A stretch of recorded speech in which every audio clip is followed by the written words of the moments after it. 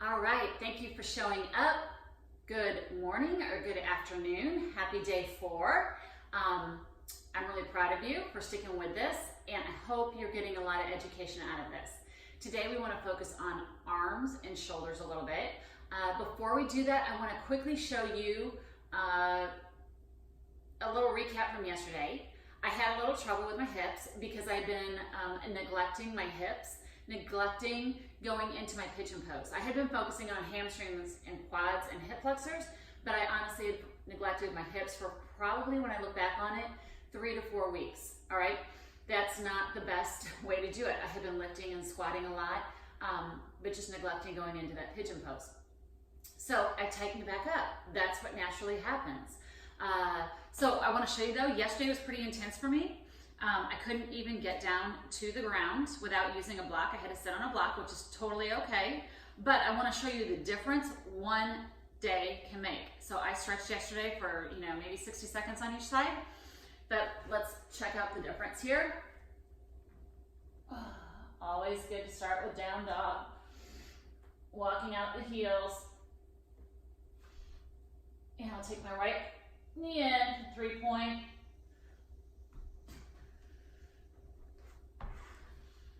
And come down for my pigeon.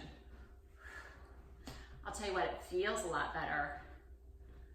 And look, I can get down to the ground. Not that you have to be able to get down to the ground. It's totally okay to use the block, but this is where I was before. So I was able to get back here with 1 day of stretching. So putting myself through that intense stretch yesterday for about 60 seconds made a world of difference today. That's what I want to show you, that this stuff does work, and it works quickly, overnight, all right? So stick with it, please. Your body will thank you. Think of your future you 5 years from now. That person will look back and thank you for taking the time to invest in yourself today. So let's get into arms and shoulders real quickly. Shoulder, again, moves in 6 different directions, just like the leg does and just like the hip does. First of all, let's get into a little bit of a bicep stretch. So we're gonna do reverse tabletop here. Fingers again spread like we always do. Under your shoulders, feet hip width apart. And we're going to go ahead, come up to a reverse tabletop, all right?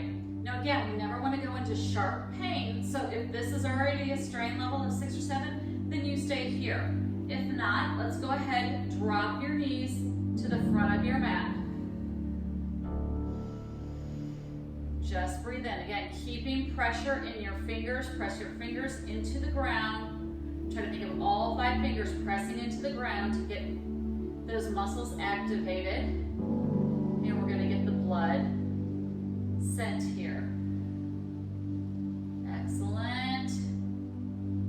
Excellent. All right, let's back down out of that. Great job. All right, so now we're going to focus a little bit on the rotator cuff. We have a lot of big rotator cuff muscles in the front and only a couple of them in the back. So our internal rotation is really key, really important that we get this, okay? So one of the best exercises, and you might want to strap for this, again, you can use a towel or a t-shirt, anything works. So we're going to go ahead, raise our left arm up, drop it behind your back, take your right arm out, rotate that shoulder internally, bend that elbow, and try to inch up and see how close you can get. All right?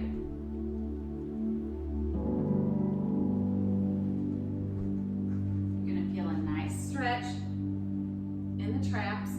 What I want you to think about doing, and go ahead and do, take your head, press your top arm back, okay? And again, now think of pulling that belly button in, lengthening the spine, reaching the crown of the head for the ceiling. Okay, doing some multitasking here, right? See if you can inch your hands just a little bit closer together. If you have your right arm down and behind your back, and your right arm dominant, this side's a little bit more difficult. Again, whatever side is our dominant side, and we use more repetitiously, it's going to be worn out a little bit more. Our joints are made to wear out.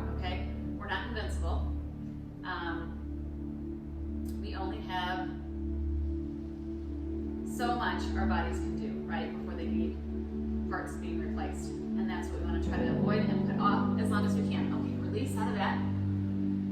Ooh, that's pretty intense. That's my right side is my dominant side. All right, so now then, right arm up. Drop it behind your head. Left arm up, rotate it, bend at the elbow, and walk back up. Again, take your head, press that top arm back, and then you'll see on this side, I can connect my hands. Again, it's not a bad thing if you can't connect your hands, okay? You meet your body where it's at. This side, though, is easier for me to get. This is my non-dominant side, and I can connect my hands. Again, belly button in, really lengthen the spine. So again, what we want in doing these long holds, the strain is telling the brain there's an injury there. So the brain is going to start rushing the blood to that site, which then it's going to start delivering the oxygen to that site. So it takes about 15 seconds holding this for the body to tell the brain there's an injury there. That's why when we go ahead and hold it in 30 seconds, it gets that muscle really nice and fueled with oxygen. That's what we want, all right? That's the goal. That's the key. Okay, awesome. Relax and release that. Now this next one we're gonna do is just one more stretch. A lot of times, well, actually it's two more stretches, sorry. A lot of times it's like the favorite, all right? So, if you're pretty muscular, you might put a block or a pillow under your stomach. And also, if you have an injury that you know of, you might want a block or a pillow under your stomach because it's a pretty intense stretch, but it feels really good. So we're gonna crisscross our arms under our chest. Go ahead, palms down and lower down. Now the key is you don't want your arms under your neck, okay? So we want to get them down. So if you need to, inch up with your toes. Go ahead and allow your forehead to drop. I'm going to keep looking at you so I can talk and you can hear me.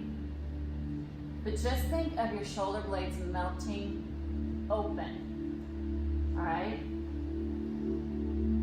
Allow those shoulder blades just to melt to the outside of your shoulders.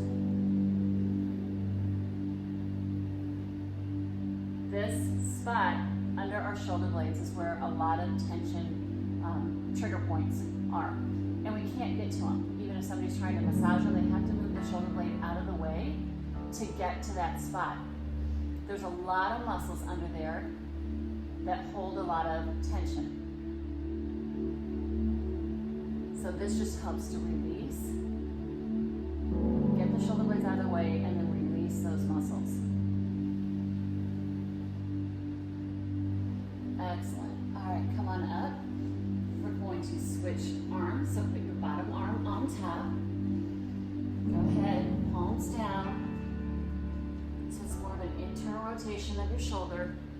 Inch forward and just release and breathe deep.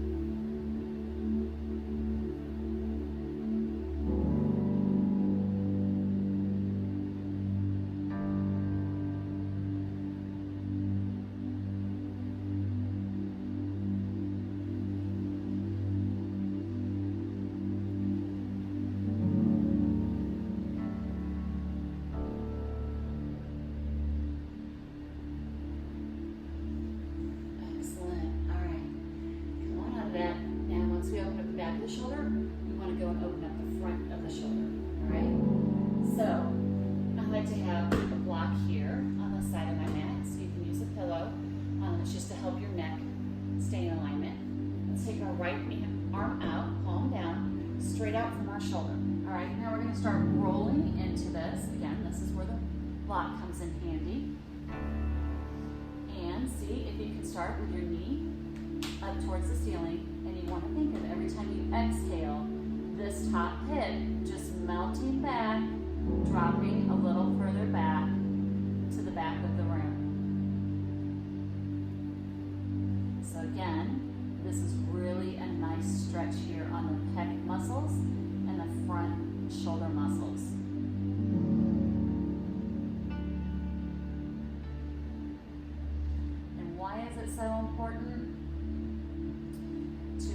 these muscles together, if we don't want the muscles pulling the bones out of alignment, all right?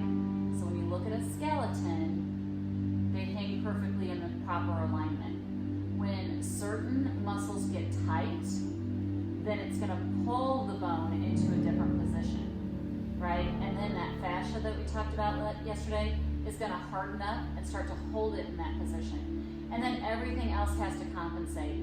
Other muscles will be recruited that aren't intended to be recruited. So what we're trying to do is just maintain, go ahead and release out of that, a balanced system with your muscles so that the bones will be in place. Does that kind of make sense? Because bones don't go anywhere without the muscles. Left arm out.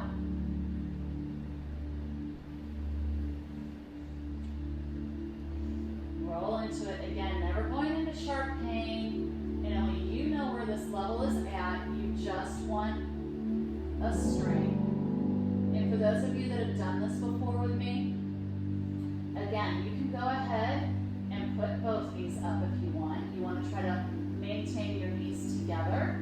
And again, just allow this hip to drop back.